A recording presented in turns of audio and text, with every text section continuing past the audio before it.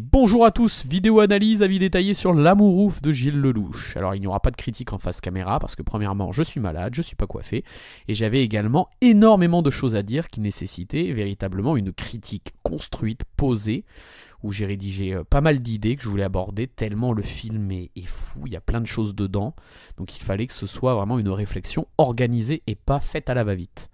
Notamment lorsque je fais des critiques face caméra, c'est fait vraiment à l'instinct. Un petit peu et avec un avis vraiment à chaud. Là, j'avais besoin de rentrer dans les détails. En ce qui concerne Gilles Lellouche, il fait partie pour moi des piliers de notre cinéma. Vraiment, il a connu un long chemin de croix. Il a commencé au tout début des années 2000 le cinéma.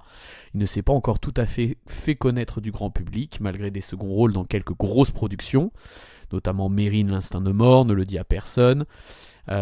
D'où son amitié avec Guillaume Canet, mais ce qui va le propulser un petit peu plus, c'est le film choral Les Petits Mouchoirs de Guillaume Canet en 2010. Mais après, il va connaître une sacrée traversée du désert. Il va y avoir des films, des réalisateurs qui vont essayer de lui faire confiance pour endosser les premiers rôles, dans À bout portant, Gibraltar, Les Infidèles, entre les années 2010 et 2014. Il aura accumulé des rôles dans des films qui se sont un peu ramassés au box-office, jusqu'à l'année 2014. En effet, il y a vraiment 3 films qui ont su orchestrer son retour au premier plan. Le premier, c'est Mea culpa de Fred Cavaillé, un thriller d'action coup de poing où il forme un sacré duo de choc avec Vincent Lado. Le film est maîtrisé, anxiogène et très bien filmé, notamment dans ses scènes de combat. Puis il y a La French, où il va éclater l'écran en Gaëtan Zampal, en gangster de la pègre marseillaise French Connection entre les années 70 et 80. C'est par ailleurs sa première collaboration avec Cédric Jiménez qui va le propulser de nouveau aux premières loges du cinéma mondial. Et enfin, il y aura L'Enquête de Vincent Garinck, où il incarne avec force un journaliste enquêtant sur l'affaire Claire Stream. Ces 3 films ont bien été accueillis par la critique et vont le relancer correctement jusqu'à la consécration de 2018, un film qu'il va réaliser lui-même, Le Grand Bain. Une comédie feel-good sur des losers qui s'inscrivent dans un cours de natation synchronisé, un film de bande qui réussit habilement à conjuguer une maîtrise de l'humour bien dosée grâce à un talent certain de Lellouche à l'écriture. Et tout en parlant avec force du plus grand mal de ce siècle, c'est-à-dire la dépression, une maladie mentale puissante qui fait des ravages aujourd'hui, surtout en période post-Covid. Sans véritablement s'inscrire comme un vrai bouleversement dans notre cinéma, Le Grand Bain va réussir sobrement à s'imposer en salle avec 4,2 millions d'entrées et plusieurs nominations au César. Personnellement, je trouve que c'est plutôt mérité. Encore une fois, nous sommes sur un film qui n'a pas vraiment de style propre à lui, vraiment à tel point que même un Laurent Tirard, bon réalisateur de comédie mais qui a une patte assez impersonnelle, aurait pu s'en charger. Toutefois, reconnaissons-le, le scénario et les dialogues du Grand Bain sont excellents. Il y avait matière à produire du lourd pour son prochain film s'il axait ses efforts sur le visuel. Et bah, Gilles Lellouche nous a écoutés, il a compris, il a même fait mieux que ce qui était attendu. Mais attention, je ne vais pas encore m'atteler sur le film, parce que là où il y a majorité de choses à dire chez Gilles Lellouche, c'est à partir de 2020. En effet, Cédric Jiménez va le ramener dans Bac Nord, où il nous sort avec puissance la performance de l'année. Arrête de me regarder comme ça, d'accord? T'arrêtes de me regarder comme ça. Ça fait 20 ans que je fais ce métier, moi. Ouais. Ok? Tu crois que t'es du bon côté du bureau, là? Hein? Tu crois que t'as raison? Tu crois que tu sais tout, mais tu sais rien. Je fais mon... Tu sais rien!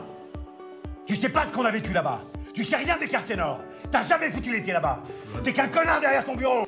Et là, nouvelle dimension qui s'offre à lui. On a Adieu Monsieur Hoffman où il est exceptionnel, Goliath où il singe un peu sa performance dans L'Enquête mais avec justesse, le film Compromat où il joue un expatrié français en Russie qui est victime de conspiration du FSB. Arrive ensuite Fumer fait tousser de Quentin Dupieux, Astérix et Obélix de Guillaume Canet, fiasco événement où la majorité des critiques soulignent que seule sa performance en Obélix surnage du massacre, puis sa puissante interprétation forte en émotion pour Je verrai toujours vos visages, sa seconde collaboration avec Jeanne Henry. Voilà, pour être rapide et pas trop vous ennuyer, puisqu'à la base vous avez cliqué pour une critique de L'amour ouf et non une rétrospective de la carrière de Gilles Lellouche. On va passer maintenant au film, mais il me fallait contextualiser. Dans quel chausson on arrive vraiment devant L'amour ouf? L'amour ouf, c'est donc une fresque romantique et musicale de 2h50 qui est initialement présentée à un festival de Cannes 2024, qui a su marquer les esprits de différentes façons. Il y a l'attraction Mégalopolis qui aura profondément divisé les spectateurs, le nouvel Audi à Emilia Pérez, The Substance qui aura terrorisé la Croisette, qui attend toujours de pouvoir sortir, les auréolés, les graines du figuier sauvage et le palmé Anora de Shin Baker, Sans oublier la présentation en avant-première du très attendu Furiosa. Donc c'était certainement la cérémonie de Cannes la plus intrigante depuis la fin du Covid-19. Donc dans cet embouteillage, l'amour ouf est peut-être passé un peu inaperçu et vraiment c'est dommage. Pour raconter un petit peu l'histoire, dans les années 80, Clotaire et Jackie, deux adolescents du nord de la France, vivent une histoire d'amour passionné malgré leurs différences sociales. Jackie rêve de liberté, tandis que Clotaire s'enfonce dans la délinquance. Dans les années 90, après 10 ans de prison pour un crime qu'il n'a pas commis, Clotaire tente de retrouver Jackie, désormais marié et rangé. Malgré leurs chemins divergents, leur amour passé continue de les hanter et menace de bouleverser leur vie à nouveau. C'est donc un pitch simple, pas difficile à saisir, mais Gilles Lellouche arrive à marier une esthétique visuelle dynamique avec un scénario puissant, émotionnellement vrai, bien aidé par une pléiade d'acteurs qui sont au sommet de leur forme. La première chose à souligner est sa construction, son montage. Gilles Lellouche fait habilement le miroir entre les personnages de Clotaire et Jackie, en offrant des pans de scène à chacun pour étoffer leur personnalité. Il utilise aussi quelques procédés bien recherchés, des transitions, du split screen, des ombres et lumières. Tous ces procédés relèvent du cinéma de l'illusion et de la stylisation. Ces procédés visuels comme le split screen sont souvent utilisés pour mettre en parallèle deux réalités ou diviser l'espace narratif, tandis que les jeux d'ombre et de lumière évoquent une dimension plus psychologique, soulignant les conflits intérieurs des personnages. Le truc avec l'amour ouf, c'est qu'il est impossible d'en faire une critique après un seul visionnage tant ça fourmille d'idées à la minute. Il y a de la surimpression, un procédé qui permet de superposer plusieurs images pour symboliser des pensées, des souvenirs ou des rêves. Un style qui est en lien avec le montage associatif, qui se fait se chevaucher les idées ou les thèmes. Il y a des gros plans appuyés sur des regards en chant contre chant, du hors-champ musical sauvagement bien dosé, quelques plans qui respirent également la contemplation de Terrence Malick. Donc Terrence Malick, pour expliquer à ceux qui ne connaissent pas, c'est un maître du cinéma contemplatif, réalisateur notamment de La Ligne Rouge ou encore The Tree of Life ou aussi Song to Song, où le temps semble suspendu, la beauté visuelle invite à la réflexion profonde sur les personnages. C'est le leitmotiv de Terrence Malick. Et Gilles Lellouche parvient aussi à capter tout ça, mais avec une intention narrative plus appuyée que Terrence Malick. On va conduire l'histoire, on va se servir de ce que l'on vous montre pour faire avancer l'intrigue. Chaque chose a une symbolique, a une explication, et c'est ça la force de Gilles Lellouche. Et quelques morceaux parviennent aussi à mélanger musique et plans contemplatifs qui pourraient nous rappeler ce qu'a notamment essayé de faire un certain Xavier Dolan dans Juste la fin du monde. Et là je marque une pause. On peut détester ou apprécier le cinéma de ce prodige québécois, mais selon mon humble et personnel avis, Gilles Lellouche parvient à faire dans l'amour ouf ce que n'arrive jamais à faire Xavier Dolan. Du contemplatif sans jamais tomber dans l'exagération. Tous les plans panoramiques qui sont utilisés ainsi que la bande-son ont un intérêt. Ne pas juste faire joli, mais faire avancer l'intrigue. Ensuite, il y a l'histoire, elle est magnifique. J'ai lu ou entendu ici et là que c'était cliché, personnellement je trouve pas. L'histoire fait exprès de développer cet amour ouf au-delà de celui de Clotaire et Jackie. On voit des amours paternels, notamment Alain Chabat envers sa fille jouée par Adèle Exarchopoulos. Un amour maternel, la mère de Clotaire jouée par Élodie Boucher.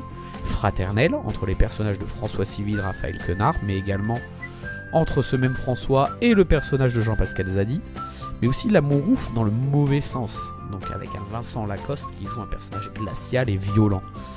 La pluralité des points de vue fait la force et le dynamisme de cette fresque musicale, au point où on ne voit pas seulement le temps passer, mais où on comprend aussi que Gilles Lellouche a appris des erreurs de son film choral Les Infidèles.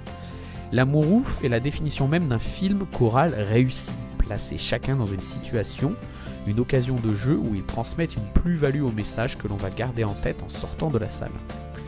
L'histoire se permet également un habile retournement de situation pour venir nous cueillir à chaud. C'est peut-être le seul point négatif du film. L'amour ouf va se terminer en occultant toute une partie sombre du personnage de Clotaire, où un arc narratif était clairement en attente de conclusion.